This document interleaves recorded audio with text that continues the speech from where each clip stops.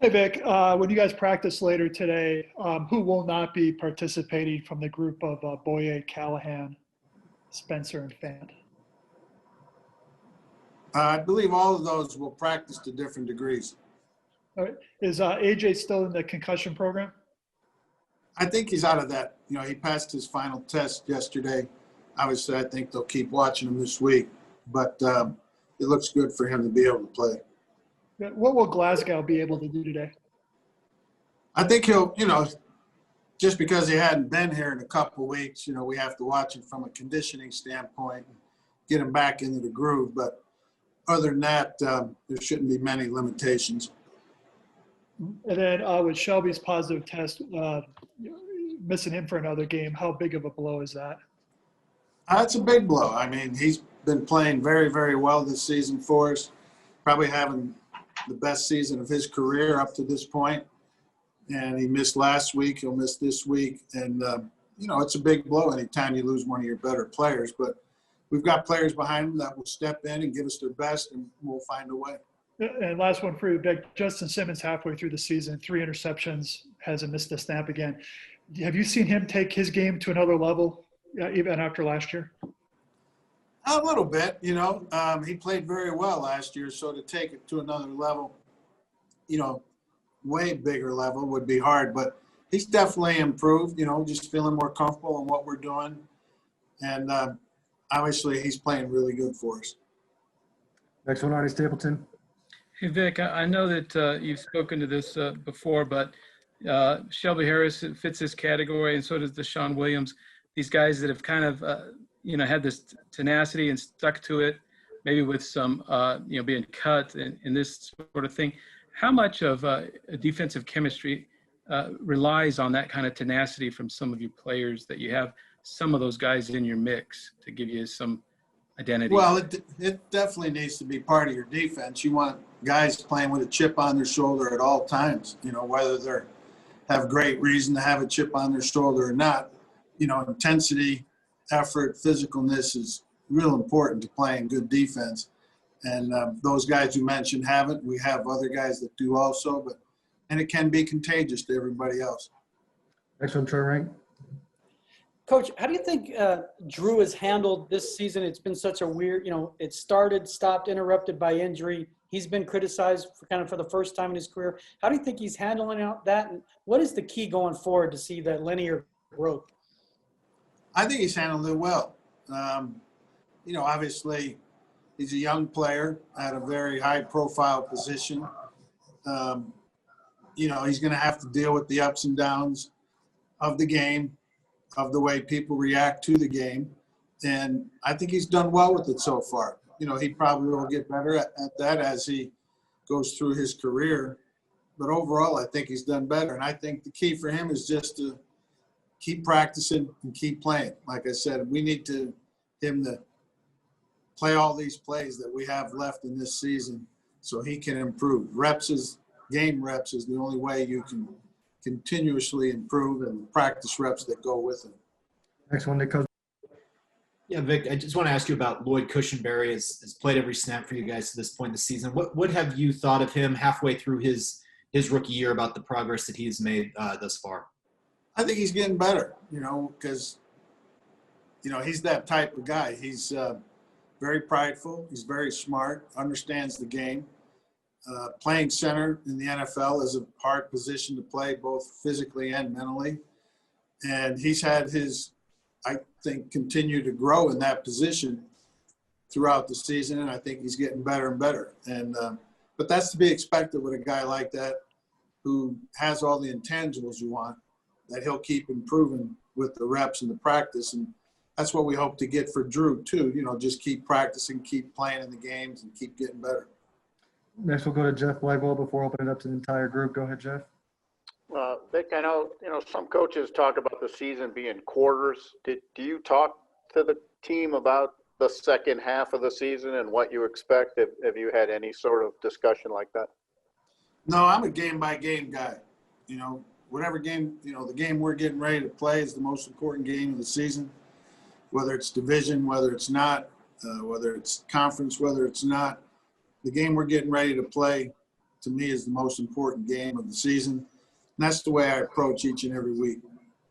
Do you, and then just on a football level, how do you deal with a guy like Waller, one player who has so much of their targets, catches, everything? How do you address that? Yeah, he's a really good player. He's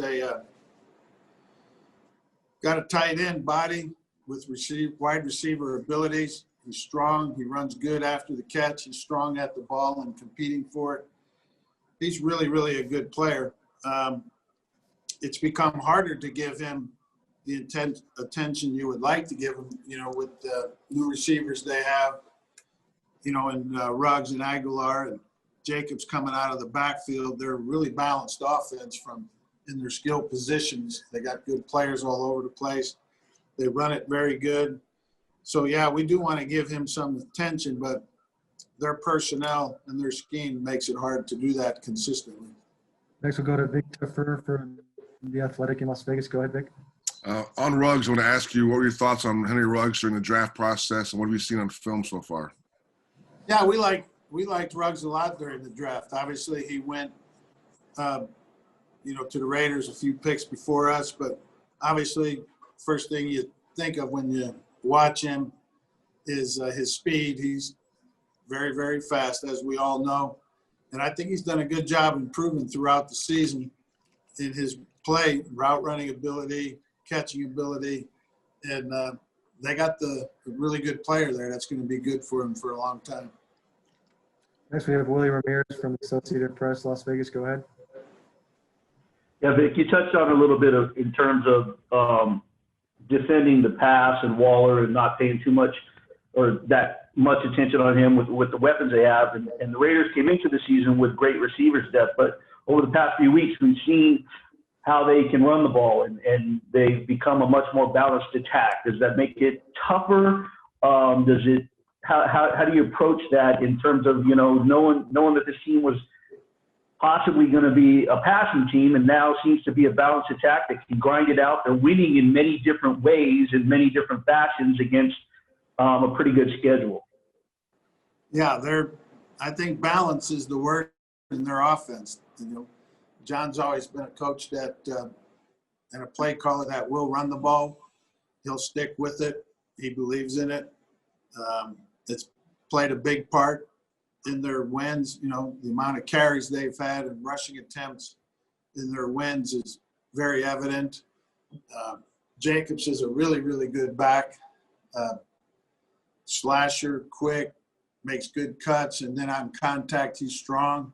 They got a good offensive line, and they've done a good job there in building the offense the way John wants it built, with the ability to be a physical running team, but yet have the weapons at tight end and receiver to throw the ball down the field. And he's done a good job of calling the games and mixing those up. And, they've beaten Kansas City. They've beaten New Orleans.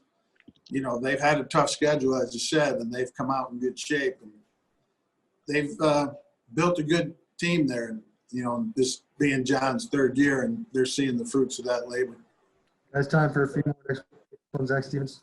Hey, Coach, you guys brought back Devontae Bosby. What did you like about him to bring him back, and what role can he play in the defense early? Well, he won't be available this week because of the COVID protocols, even though he was in Arizona, because there's that delay in the action there between teams.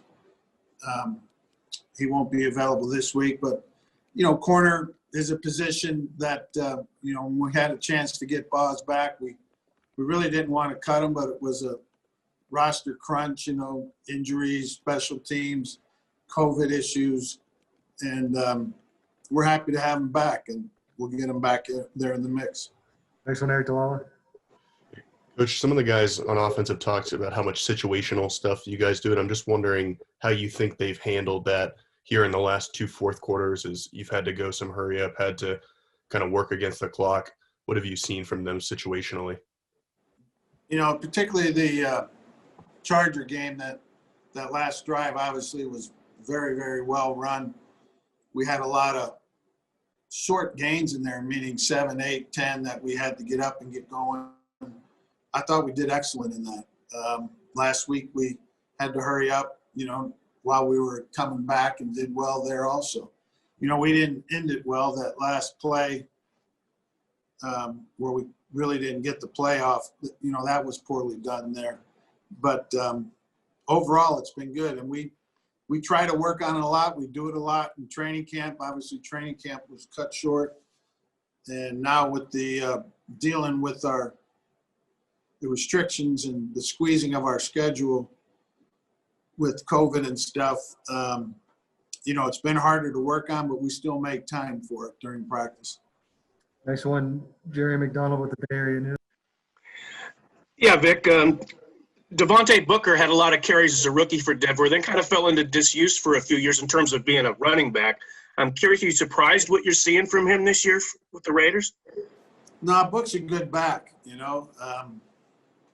He just needed his opportunity, and he's made the most of him out there with the Raiders. Been very impressed with his play. His stats bear that out. The film bears that out. And they're using him. And he's a damn good back.